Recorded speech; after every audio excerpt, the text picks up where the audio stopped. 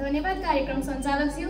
आजको यस 3 दिने कथा लेखन कार्यशाला समापन कार्यक्रममा म कक्षा 8 की छात्रा दर्शन प्रिया घोडासैनी हार्दिक अभिवादन गर्दछु। अब म ढिला नगरिकन आफ्नो कथा हजुरमाझ टक्र्याउन चाहन्छु। कथाको शीर्षक रहेको छ अदृश्य जित। ल अब तिम्रो पालो। शिक्षकको आँखा कक्षाको एउटा कुनामा बसिरहेकी आशातिर पुग्यो। उहाँ त्यो कक्षामा पहिलो पटक आउनु भएको थियो। त्यसै बीचमा कक्षाको अर्को कुनाबाट हरिको आवाज आयो। ऊ कहाँ बोल्छ र? ऊ त बोल्नै सक्दैन। उसको कुरा सुन्नासाथ कक्षा कोठा तीखो र नरमाइलो हाँसोले गुन्जियो। आशा जन्मजातै बोल्न सक्दिनथी, तर त्यो बेला उसको आँखाबाट आँसुको चिच्याहाट र वर्षौको पीडा देखिन्थ्यो, जुन पीडा सबैले देख्न सक्दैनथे। ऊ चुपचाप कापीका पाना पल्टाउन थाली। सायद ऊ त्यो पललाई ती कापीका पाना जस्तै गरी पल्टाएर हटाउन चाहन्थे, तर जीवनमा भने जस्तो कहाँ हुन्छ र? उसले त त्यो पीडा जीवनभर सहनु पर्थ्यो। कक्षामा भने शिक्षक केही बोल्नु भएन, तर बाहिर गएपछि कविता प्रतियोगिता गराउने छलफलमा उहाँले बोल्न नसक्ने विद्यार्थीहरूलाई पनि प्रतियोगितामा सहभागी गराउने कुरा गर्नुभयो। केही शिक्षकले समर्थन जनाए, तर एकले भने कविता त वाचन गर्ने कला हो, नबोल्ने विद्यार्थी कसरी कवितामा भाग लिन सक्छन्? अर्को कुरा, सक्षम विद्यार्थीसँग त्यस्ता विद्यार्थी कसरी तुलनामा पर्न सक्छन्? यो कुरामा केही शिक्षकले सहमति जनाए, तर प्रधानाध्यापकले भने बोल्न नसक्ने विद्यार्थीहरूलाई पनि सहभागी गराउनुपर्छ। यति भन्दा साथ उनी निस्किए। उता आशा घर पुगे र एकहोरो एउटा डायरी पढ्न थाली। राति पनि कविता प्रतियोगिताकै बारेमा सोच्दा सोच्दै निदाई। भोलिपल्ट बिहान कविता प्रतियोगिताको दिन। मेरो कविता वाचन गरिदेऊ भनेर लेखिएको पत्र उसले आफ्नी साथी अञ्जलीलाई दिए। उसले हुन्छ भन्ने सङ्केत जनाउँदै टाउको हल्लाई। कार्यक्रममा सबैले कविता सुनाए। अञ्जली पनि आशाको कविता लिएर मञ्चमा पुगे। उसले सबैलाई स्तब्ध बनाउँदै कविता सके।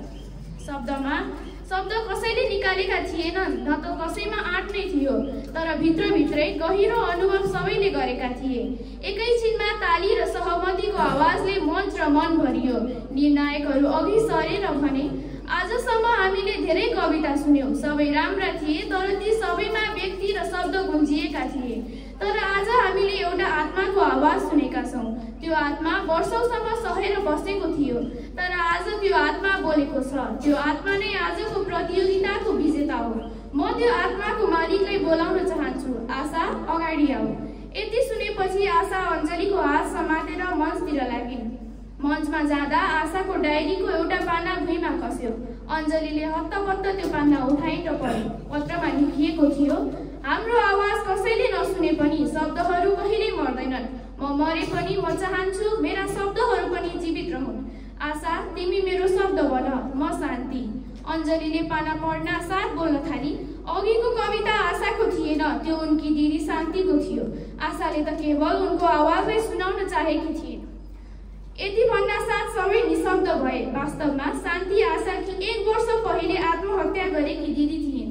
उनीहरूका बुबा थिएनन्। बुबा हुँदासम्म शान्ति टप विद्यार्थी थिए। विद्यालयमा छात्रवृत्तिमा पढ्थे, तर बुबाको अकस्मात निधनका कारण घरको सबै जिम्मेवारी उसमा आएको थियो। सबैतिर ध्यान दिँदा ऊ पढाइमा कमजोर हुन थाली। विद्यालयलाई उसको जिम्मेवारी थाहा थिएन, त्यसैले शान्तिको छात्रवृत्ति रोकियो। शान्तिले अनेकौं प्रयास गर्दा उसलाई झन् डिप्रेसनमा परेको भनी विद्यालयबाट निकालियो। मानसिक स्वास्थ्य त उसको अति नै बिग्रिसकेको थियो, तर त्यसलाई विद्यालय र समाजले मध्यनजर गरेन। समाजबाट हेपिएकी शान्तिले बुबाको विरहमा आत्महत्या गरेकी थिइन्। यो सबै कुरा उसको परिवारले बाहिर निकालेको थिएन। आशासँग भने शान्तिले लेख्ने गरेको डायरी थियो। उनले त्यो कसैलाई नदेखाई आफैले सुरक्षित राखेकी थिइन्। विद्यालय परिवारले त्यही डायरीबाट यो सबै कुरा थाहा पाएको थियो। शान्तिले अर्को पत्र पनि डायरीमै फेला पर्यो। लेखिएको थियो, मलाई भन्ने साहस छैन, डरले मलाई धेरै कमजोर बनाएको छ। आशा, तिमी लेख। म साँचो बोल्न नसके पनि तिमी लेखेर न्याय दिलाऊ। त्यसपछि विद्यालयले मौन विद्यार्थी अधिकारको निर्माण गर्यो। मानसिक स्वास्थ्यमा तालिम सुरु गरियो। विद्यालयमा काउन्सेलिङ कक्षा स्थापना भयो। शान्तिको आत्महत्या जस्तो मात्र नभई पुरै समाजको लागि एक चेतावनी जस्तै मानियो। शब्द नसुनाए पनि आशाले शान्तिको कथा सुनाई। उसलाई न्याय प्रदान गरी आशाले डायरीमा लेखी, म बोल्दिन तर आज मेरो आवाज सुनिन्छ। विजयको घण्टी आशाका लागि बजिए पनि आत्माको मुक्तिको आवाज शान्तिका लागि सुनिए। आखिरमा आशा बोल्न नसके पनि शान्तिको शब्द भन्न सफल भई।